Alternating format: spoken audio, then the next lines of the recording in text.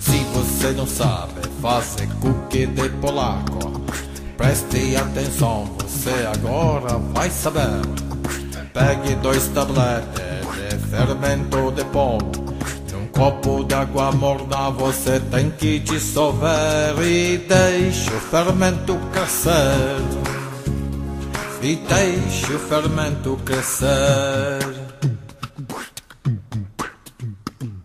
Põe o fermento dentro de uma tigela com 4 ovos de galinha bem batido. Junte 2 colheres de manteiga derretida. Litro de leite morno, tá ficando divertido. Despeje a farinha, vá batendo assim com a mão.